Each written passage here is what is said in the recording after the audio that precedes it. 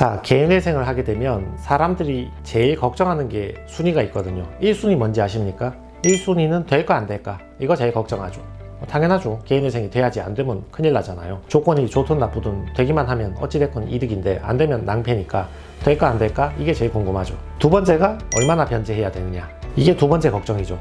월급이란 게 한계가 있고 써야 되는 생활비가 있으니까 여기에 대해서 많이 궁금해 하시죠. 자, 오늘은 이 2순위 변제를 얼마나 해야 되는가에 대해서 설명을 드릴 건데, 첫 번째는 급여에 비례합니다. 여러분, 월급에 비례한다고요. 사업자 같은 경우는 사업소득에 비례하겠죠. 당연한 얘기지만 월급이 많으면 변제를 많이 시키고 월급이 적으면 변제를 적게 시키겠죠. 월급이 많으면 당연히 많이 내야죠. 그게 억울한 건 아니잖아요. 개인회생이란 게 내가 낼 수 있는 최대한 변제를 시킨 다음에 나머지는 탕감해 주겠다는 거지, 언제 돈 안 갚아도 되는 권리를 부여했습니까? 당연히 내가 돈을 안 갚는다는 전제에서 변제금 좀 나오면 마치 자기가 큰 손해라도 본 것처럼 그렇게 생각하면 안 되지. 그런 채무자들의 마인드가 이 사회로 하여금 자꾸 채무자를 증오하게 만들고 채무 조정 제도에 대해서 비판을 하게 만들잖아요. 다 갚으라는 것도 아니고 내가 형편이 되는 한도에서는 최대한 열심히 변제하는 게 맞으니까 월급이 많은 사람은 조금 더 변제해 주는 게 맞죠. 월급이 250이면 1인 생계비 125만 원을 제외하면 월 125만 원을 변제하는 것이고, 월급이 150만 원이면 1인 생계비 125만 원을 제외하면 월 25만 원을 변제하게 되는 것이죠. 다만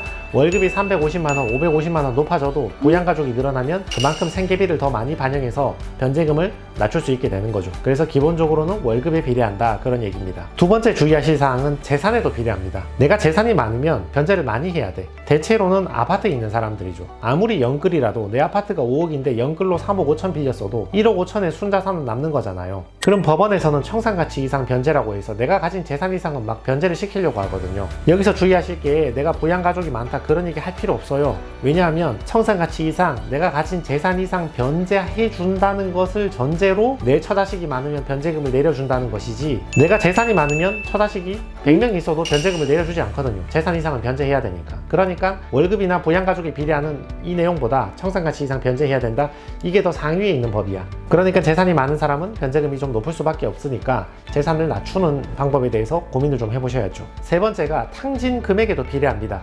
주식, 코인, 토토, 바카라, 파워볼, 과천의 경마, 명품, 백화점 쇼핑, 성형, 우리는 청산가치 이상 변제를 해야 되거든요. 근데 제가 방금 열거한 내용들로 탕진한 금액이 5천만 원이 있다고 가정을 할 경우에는 5천만 원이 청산가치에 들어오게 되니까, 그러면 5천만 원 이상 변제를 해야 되잖아요. 5천만 원을 36개월 변제한다 그러면 138만 원 이상 변제를 해야 되는 거죠. 그러니까 탕진 금액이 많으면 많을수록 변제금은 계속 올라가는 거예요. 단 서울하고 부산 회생법원 같은 경우는 주식 코인은 청산가치에 반영하지 않기 때문에 주식 코인으로 돈 날렸다, 털어먹었다 하시는 분들은 서울, 부산에 취업하거나 고시원 방 하나 구하는 것도 추천드립니다. 자, 네 번째 주의사항이, 월급을 갑자기 낮추더라도 법원은 다 확인을 합니다. 어제까지 월급 400만 원 받던 사람이 신청을 앞두고 갑자기 월급 150만 원 받는다고 하는 거야. 이게 말이 됩니까? 판사나 회생위원이 여러분보다 똑똑할 수도 있잖아요. 내 딴에 내가 머리를 쓴다고 갑자기 월급을 낮출 수도 있겠지만, 매일 개인회생 재판을 하는 법원 입장에서는 매일 이걸 쳐다보고 있는데, 너 월급 또 줄였지? 바로 잡아낼 수도 있는 거잖아요. 실제로 바로 잡아내기도 하고요.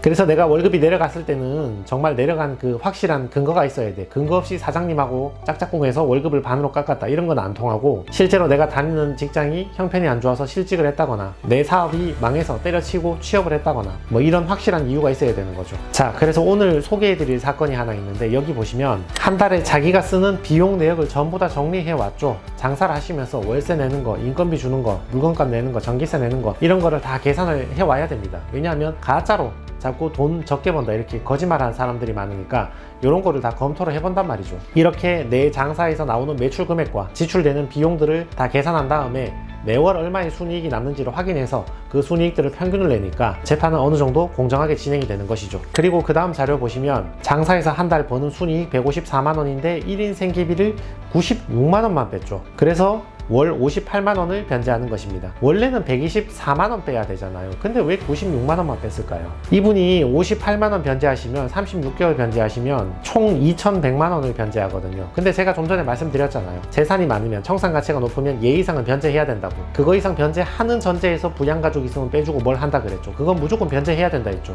근데 이분의 청산가치를 한번 보세요. 1,800만 원이야. 그러니까 1인 생계비 125만 원 빼서 36개월 변제해버리면 1,800만 원 변제를 할 수가 없거든요. 이거 이상은 변제를 해야 되니까 어쩔 수 없이 1인 생계비를 줄여서라도 변제금을 높이는 거죠. 그래봐야 3년 변제해봐야 2,100만 원밖에 안 됩니다. 그래서 이분의 변제 계획표를 보시면 전체 채무액이 2억 1,200만 원인데 그 중에서 2,100만 원을 3년에 걸쳐서 나눠서 변제하게 되었죠. 매월 58만 원 정도를 변제하는 걸로. 그게 변제율 10%가 나온 겁니다. 원금의 10%를 변제하고 90%는 탕감받고 이자는 100% 다 탕감받게 되는 거죠. 1인 생계비를 줄였든 뭘 했든 간에 10% 변제하면 대박 난 거죠. 쏠쏠하게 통과하신 겁니다. 그래서 여러분이 지금 보시는 게 이분의 개시결정문이고요. 자, 여담이긴 한데 그 뒤에 지역주택조합 이건 왜 있냐면 이분은 자기가 이분 친척 중에 지역주택조합에 투자를 하시는 분이 있어서 그분이 뭐 세금 때문인지 뭔지 몰라도 자기 명의로 지역주택조합을 투자 못하고 이 채무자의 명의를 빌려서 투자를 하게 됐던 거지. 이 채무자 명의로 지역주택조합에 가입할 때는 이 채무자가 신용 문제가 별로 없었거든요. 근데 가입하고 지역주택조합을 처분하고 뭐 이런 일련의 행위를 했는데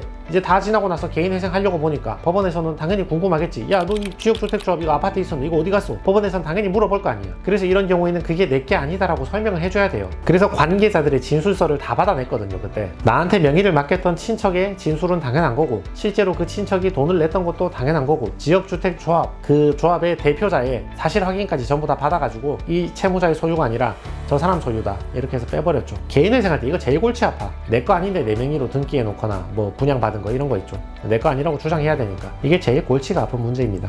네, 이상입니다.